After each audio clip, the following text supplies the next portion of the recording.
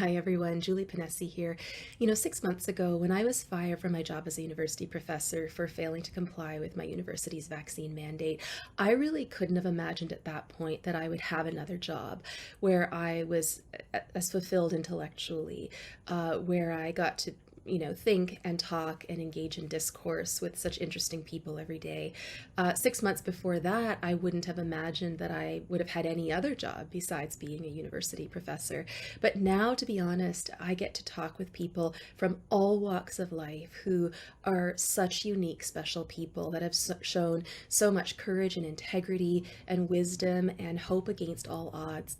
And one of these, someone who is very dear to me, Corporal Danny Bulford, who's a former RCMP officer, and he was part of our Prime Minister's protection detail. So his job for a period of time was to protect the life of our Prime Minister and other significant dignitaries in Canada and those who visited Canada.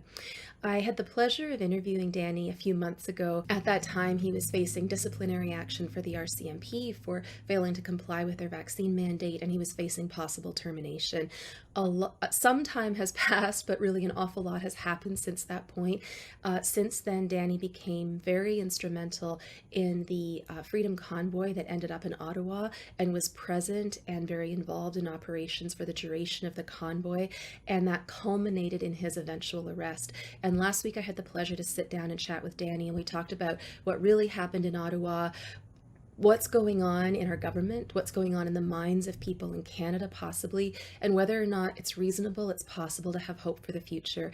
So I really hope you enjoy our chat today, and if you enjoy these kinds of conversations, I would encourage you to subscribe to the Democracy Fund channel on YouTube, to check out our website, thedemocracyfund.ca, and if you're interested, check out my book website, mychoicebook.ca. Thanks so much and enjoy our chat.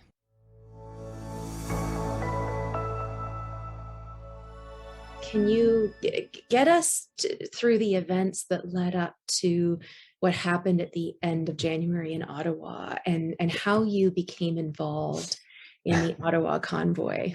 Sure. So, okay. So, This is what everybody wants to know, I think. over the course of, the fall and early 2021, so December and January, I was continuing to speak on behalf of Mounties for Freedom.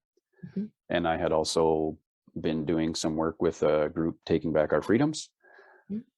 And leading up to the convoy, I was actually planning my actual plan for when the convoy landed in Ottawa was to provide security for people who have spoken out, who are higher profile speakers, who have also been subject to threats.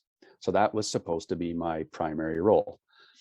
And then on the Tuesday night before the convoy landed in Ottawa, so if you just want one moment, I'll just check my calendar. I think that was like the 24th or 25th of They of rolled in January. on kind of Friday afternoon, Saturday morning, Yeah, they right? rolled in So on a Friday. That's right. Tuesday before that. Yeah. So on the night of January 25th, I got a phone call from a friend asking if I could help organize security, like the volunteer security, for when the convoy landed in Ottawa. And I felt like I couldn't say no, right? Like no other profession stood up for the rights and freedoms of Canadians en masse until the truck convoy. And I'd been paying attention. I was so excited for when they came to town, right? Like you see the support that they're getting as they're traveling across Canada, all the videos, the overpass is packed with people lined up along the highway, like the stories of the places, the stories of places that they had stopped for overnight and the reception parties that they would get with like people bringing like tons of food. Absolutely. Right. And it was like, I had to say yes, right? There's no way I was gonna not help these people who took them. Yeah, well, and they took a stand for me and my family and others like me or others like us when nobody else did. Yeah. our government didn't do it, not even the official opposition, until the convoy became so, supported. Our police didn't do it. Our courts didn't do it. Our doctors didn't do it. They're still not doing it. Right? Like the vast majority of people are still silent, even if they feel the same way. Even if they feel and think the same way as me, the vast majority of people are still silent.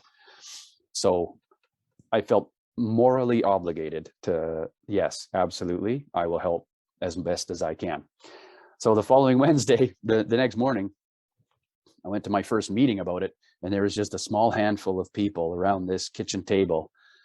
And I realized, like, oh my goodness, what have I gotten? This is a massive machine that is about to roll into the city of Ottawa, and we have about 2 days to prepare for it. And like, it was a mad scramble to get volunteers organized and like contacted and lined up and agreed to help. And it was, who are these, if you're quite able to chaotic. say, who are these people that are organizing things in Ottawa? This would be Wednesday, right? And the truckers are, I don't know, they're in Northern Ontario now or something. And you're sitting at this kitchen table in Ottawa, and who's trying to get this organized for them? Well, I'm not going to share names, but it was, because anyone who's identified as an organizer seems to become a target of the federal government and the RCMP. So I was going to say, not just seems to, there's evidence for that, but as you said it earlier, we don't care about evidence. So never mind. I can talk about the evidence for that too.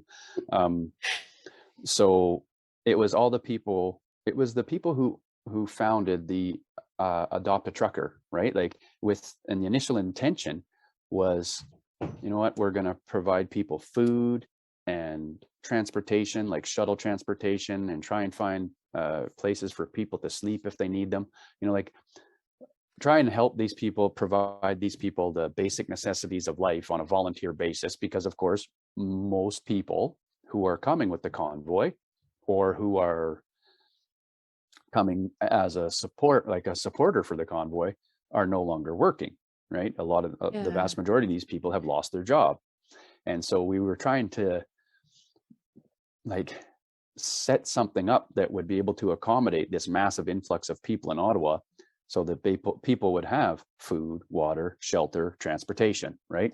And did they have any idea at the time how long? I mean, it ended up going on, what was it, 3 weeks or 3.5 weeks? Did they have any sense of that at the time, that they were planning for that kind of duration? No, I don't think so. I think people expected like, maybe 3 days to a week or so. I don't know for certain. A tenth of what, or something. Yes, right. So, but we knew that the convoy was huge, right? Like you were hearing various numbers, but we knew that it was in the thousands of trucks. Okay, right? Well, I was going to ask you that because I kept hearing different things, but you would have had a good sense of. I honestly, I don't know what the final number was, because I never even got to all of the places that people were. Like I never physically made it to the staging area at Coventry Road.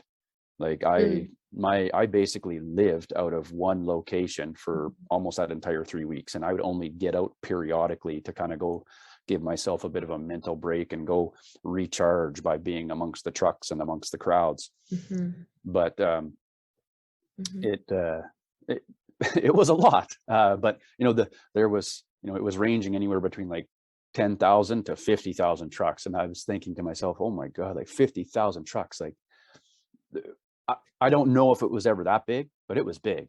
And so they knew, or you knew, that organization had to happen, but you didn't really know how many people you were organizing, or for how long, or what would be required, or how cold it would be, or what the Ottawa police would do, or so you knew that decisions had to be made, but the particulars were so sort of fluid and unknown. Yeah, right? Yeah, it was what I've said to people, because it was chaotic for sure, and the first week especially was quite stressful. Like people were living on no sleep and just go. Like your phone never stopped ringing.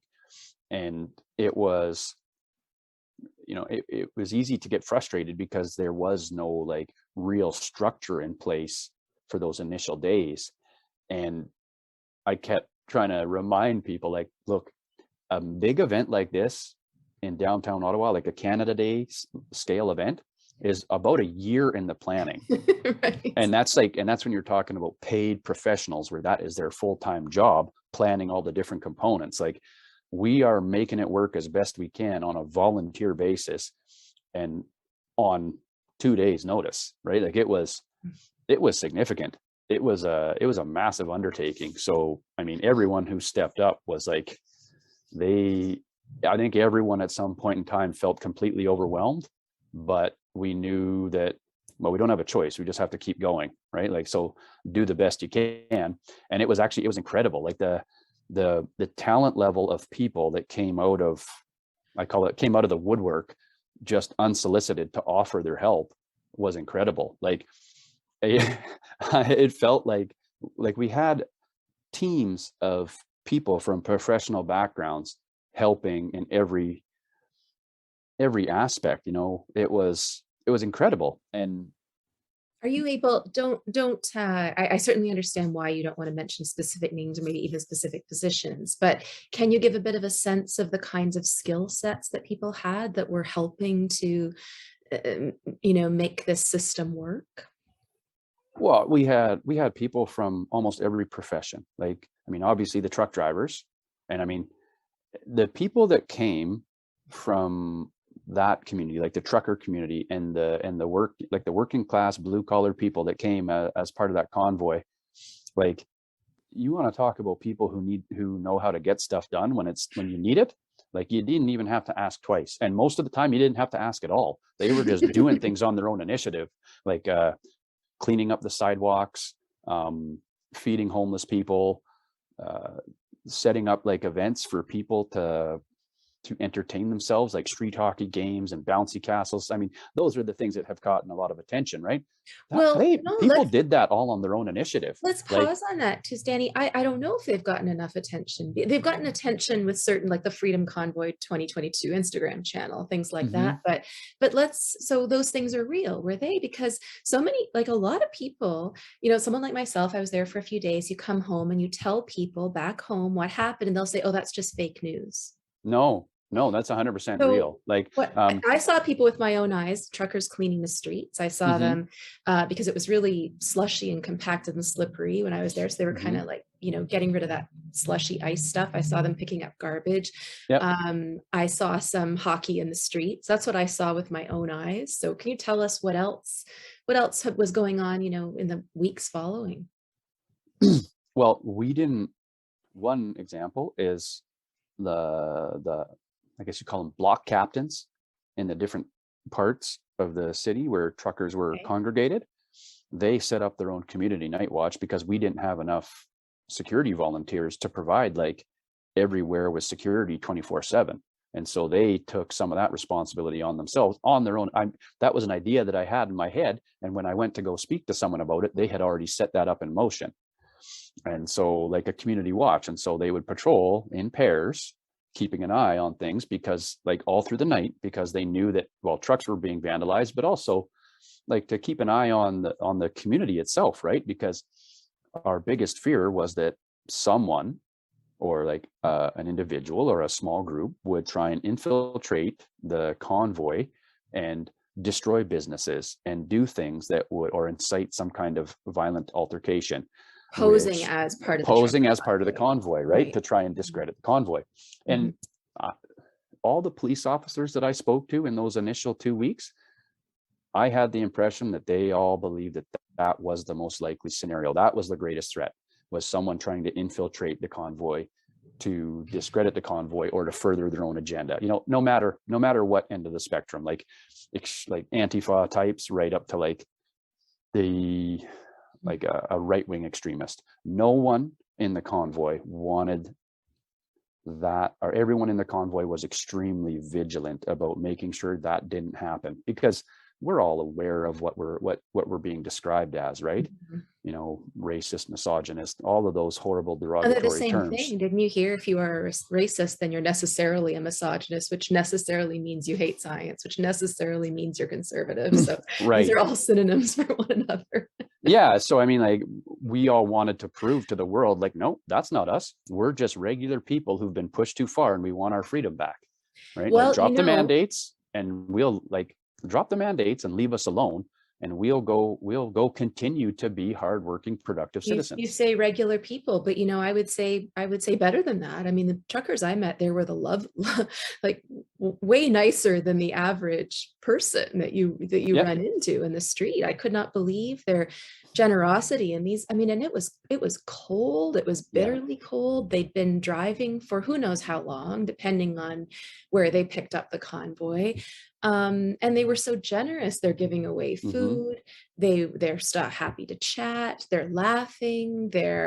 Um, I had to get, into the city and out of the city. They all helped. I mean, I don't remember the last time I met such a kind, generous, selfless, optimistic group of people, I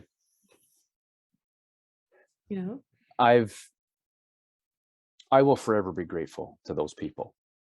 They they did more for us than anybody else in this country has for as long as I can remember, Maybe ever. maybe ever. Um, and to anyone who would question what that convoy was actually like based on what they've seen in the media, my immediate answer is, did you come there and see it for yourself? Mhm. And some of the responses like, well, no, I couldn't. It's like, no, that's a lie. You could absolutely get downtown and you would have been welcomed with open arms, no matter Or your background. no, I And didn't need to because I watched the news. yeah, well, the news is lying like they do about everything. And we,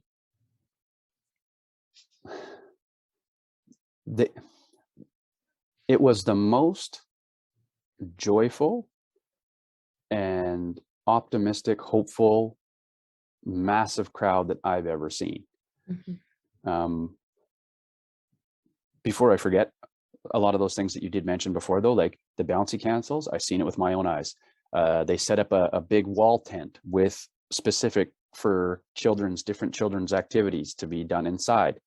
Um, literally big cooking stations where you could like free food, free hot drinks, daily like stuffing backpacks of homeless people with food. Like Ottawa or the truck convoy took care of the downtown core of Ottawa, of the city of Ottawa. It was cleaner than ever before. They managed the snow removal because of the barricades, prevented snow removal from taking place. Mhm. And so they took care of all of that, all on their own initiative. They didn't have to, but they did because they wanted to show a level of respect to the city, right? Mhm. And the Terry Fox statue and the war memorial, there was that circulating negative messages about how they'd been desecrated and decorated. And as soon as anything like that happened, they took immediate action to remedy that negative messaging. And they had 24/7 security at the war memorial, a lot of provided by veterans the majority of the time. And then they had truck convoy personnel, 24-hour security, living in tents in like 30 below weather to make sure that the Terry Fox statue was guarded. Like I seen that, I witnessed that with my own eyes. I I mean, talked to those I people. hadn't even heard either of those things, and I watch all the, alternative media streams. So thank you for sharing that. Yeah, no, I seen it with my own eyes. And again, that was stuff they all did on their own initiative. People would come to me saying, hey, we need security for the war memorial, or hey, we need security for Terry Mm. Fox. And then you would find out people had already set that up. You mentioned earlier that early on, so late days of January, I guess early days of February, you had pretty collegial conversations with Ottawa police. Yeah, I would say the first 2 weeks, the liaison officers with the Ottawa police were really good to deal with. The OPP liaison officers were good to deal with throughout the entire time, even into the third week. The RCMP guy, I knew him from, like, we had been in meetings previously. Um, he was more just in an information, like in an information role. Like he wasn't out on the street, right? So, but still same thing. Like, if there was information that we felt was a legitimate, security or public safety concern, like we were openly communicating back and forth, and everyone was always grateful for the sharing of the information. And the Parliamentary Protective Service was actually really, really good to deal with as well. And how did it happen that you got connected with I mean, did they come and find you upon the arrival of the convoy in Ottawa? Did one of you approach Ottawa police, or how did that relationship happen initially? Okay, so initially I was put in contact with an Ottawa police officer as their lead liaison officer through Adopt a Trucker. So that Wednesday morning, when I went to that kitchen table for our first meeting, and I was identified as the guy who would be running the volunteer security and liaising with the police, I was given an officer's name and contact number, and that's actually who I communicated with that very day about the plan. Like the Ottawa police provided me with a plan of routes for the different components of the truck convoy to enter into the city of Ottawa, and the staging areas where they were supposed to park. So there was no attempt on the part of the Ottawa police to keep the trucks out, because we had heard that, right, that there would be barricades around the city. No, And no. I mean, they were quite happy to have. Well, or they provided the plan of where the trucks were supposed to enter into the city and where the trucks were supposed to park. Did that surprise you, or is that kind of? No. I mean, because we don't really have precedent for this, right? It's well, kind of there's been a convoy come to Ottawa not that long ago. I think it was 2019. More so in response to like, advocating on behalf of pipeline construction and against the carbon tax, issues like that. And I actually was working on Parliament Hill in a work truck, like a police truck, that day that they came downtown, and they just rolled up onto Wellington, just like what happened here. It's just this one was much larger, right? But no, that didn't surprise me at all, because my experience, like the city and the different police in Ottawa, they accommodate protests and large scale events all the time, right? Like that's a regular occurrence in the city. So that didn't surprise me at all. And when I received that plan, I was like, oh, this is great. This is already taken care of. So, and I thought it was all, I was under the impression that it had all been negotiated and agreed upon. Like, okay, this is the plan. Everyone's on board. When you filter into the city, this is where these are the routes you're going to take in. This is where different components of the convoy are going to park. That's how I initially made contact. And then throughout, I already knew the RCMP guy that I thought would probably be the best point of contact from my time with the RCMP. And then the Parliamentary Protective Service person, I got linked in as well through Ottawa Police, dealing with any events that were actually going to be taking place on the actual lawn of Parliament Hill. And I actually knew her already from any time I needed access to the roof of the Parliament buildings for my old job. And then there was a second Ottawa Police liaison that I came into contact with, who was also someone I had dealt with previously in my past career with the RCMP, and he knew who I was and I knew who he was. And then the OPP, I just assumed the OPP liaisons received my number from the Ottawa Police. And that was, at the beginning, that was mostly just geared towards like, they just needed to know if there was going to be highway movements taking place, right? Because that was their jurisdiction, until they got pulled in to help with the overall, like they got pulled into the downtown core to help with the overall convoy in the downtown core. Oh boy, okay. So can you take us up to, I don't know if I'm going to have the dates right here. Would it be the 11th of February? I'm trying to think about the few days, right, leading up to the invocation of the Emergencies Act. People that we know in common, who I won't mention, said there was a noticeable shift in the feeling of the police presence from that sort of Friday to Saturday. you comment on that at all? How did things change? Was there an escalation? Did the trucker movement itself change at all that warranted a change in the government's response, or was it the other way around, from your perspective? No, like the convoy maintained pretty consistent throughout the time. And actually, I don't have all the details of the negotiations that went on with the city and the Ottawa police as far as like truck movements, but there was ongoing discussion with the city of Ottawa, Ottawa police, and the like truck operations, you could call it, about, there was efforts being made to bring trucks from more of the peripheral locations into the downtown core.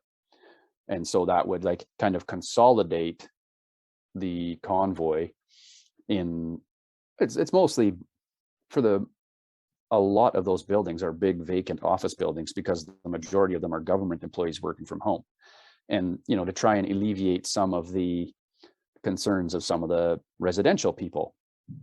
And the convoy was all on board with that. Like they wanted to, people on the outside wanted to be more in the downtown core where the action was, right? Like where the crowds were, where the stage was.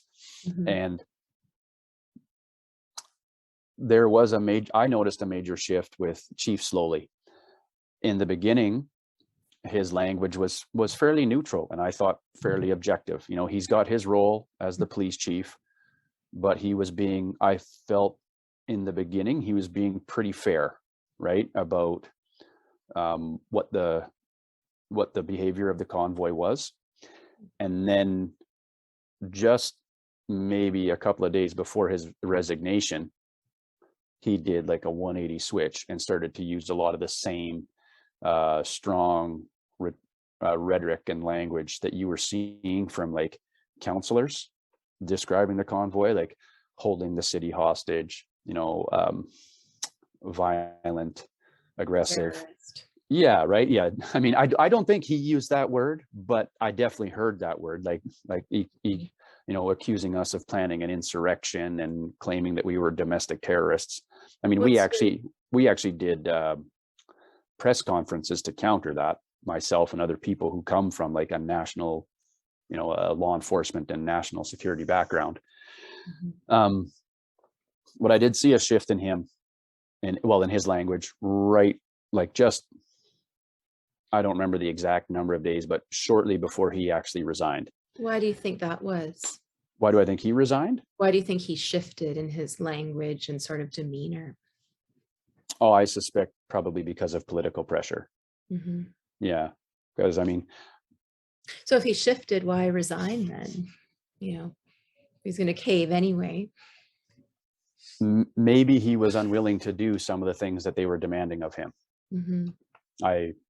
I'll give him that benefit of the doubt that he used some of the strong language, but then perhaps he resigned because he was unwilling to do what they were demanding of him, where the replacement was obviously very willing to do what was asked of him. And Chief Bell was using that strong, like that rhetoric right from the time that he took over, right? And making all kinds of threats about anyone who's involved. Even if you're a pedestrian protester down in Ottawa, you're going to be facing financial sanctions and criminal charges, and this investigation will go on for months.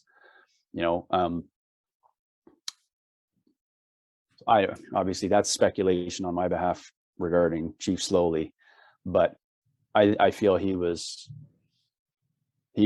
definitely either pressured to leave or left on his own accord because he wasn't willing to do what they were asking of He him. was being That inconvenient in terms of his position and yeah, not sort of expediting the.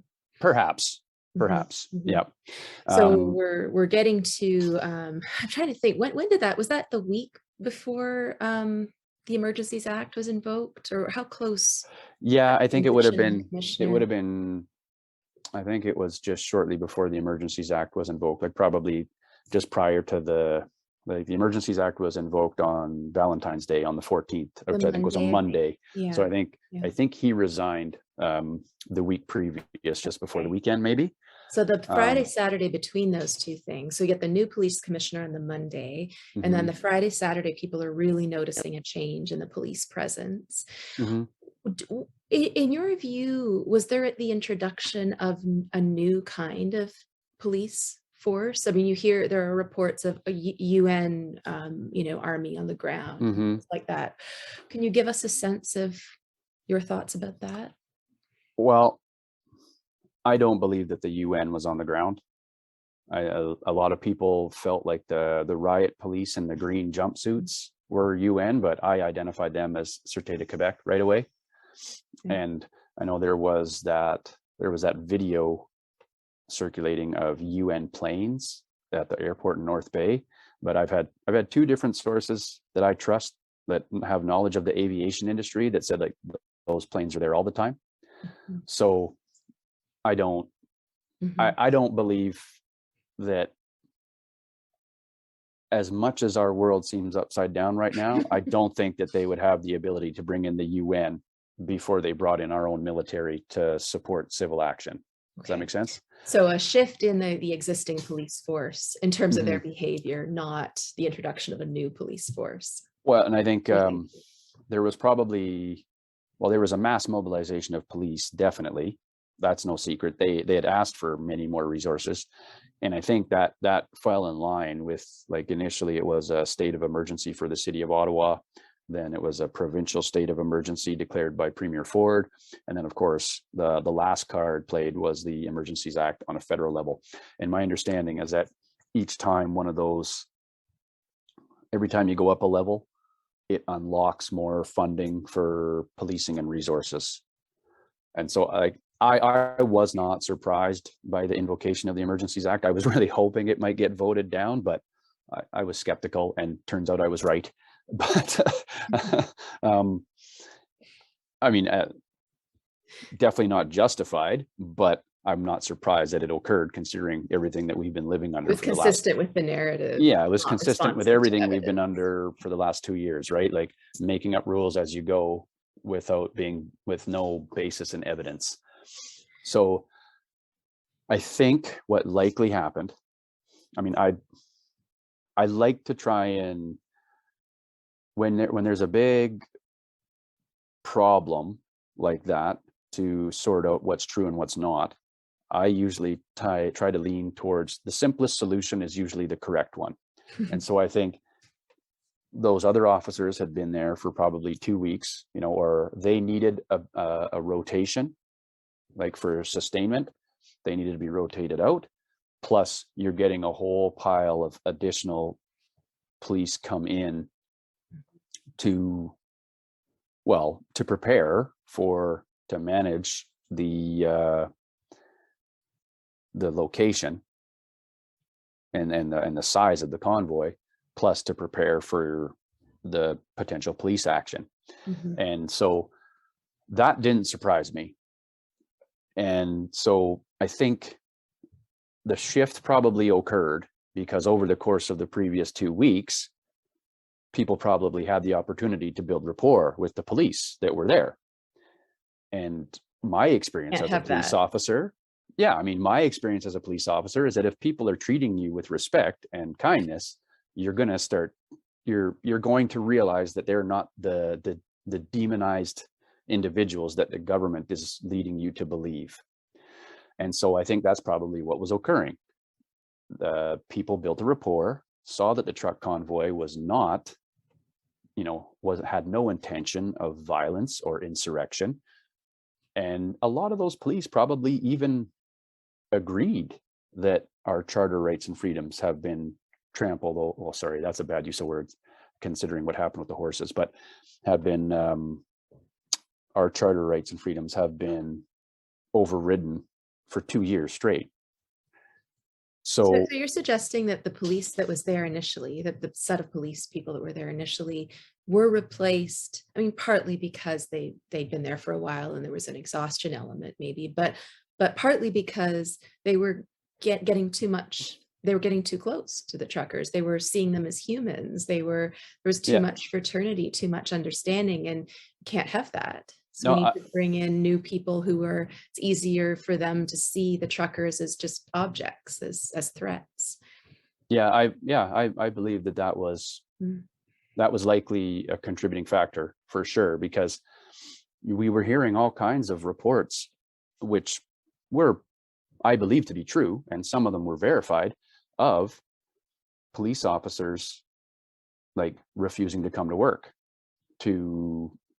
like as we got into that second week, right?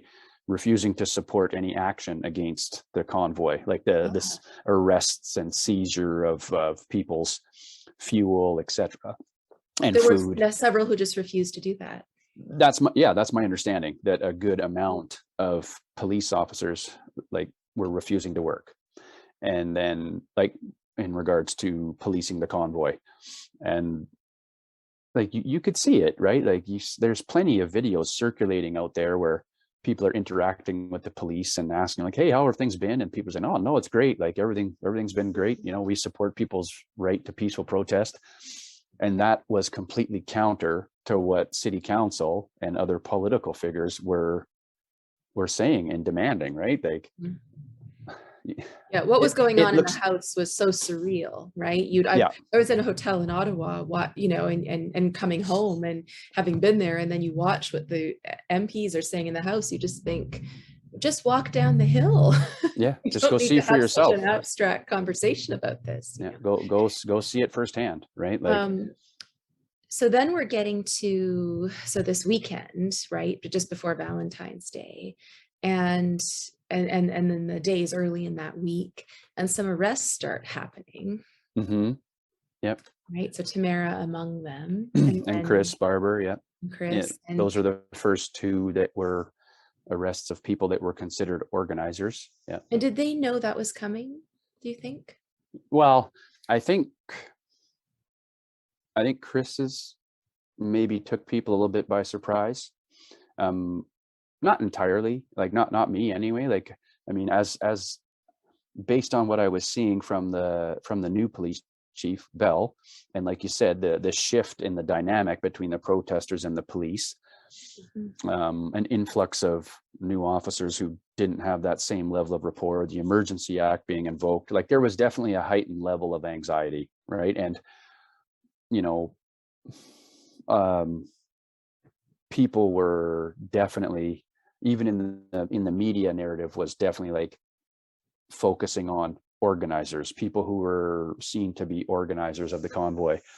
And so we kind of anticipated that could happen, but I think Chris's took us a little bit by surprise. That it kind of happened during the daytime. They just walked up and grabbed them. But is that what they were? Just Chris and Tamara were just outside for some reason, and they were. Well, Chris was arrested separate from Tamara. Okay. And my based on the video that I've seen of that, he was just walking down the street like with a cup of coffee, and then the police just arrived and arrested him.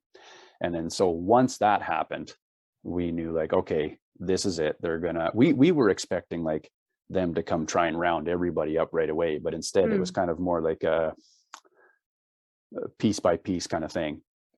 And I suspect maybe that was just so it was more manageable for investigators to like triage people as they're arrested and to try and like go through their investigative steps.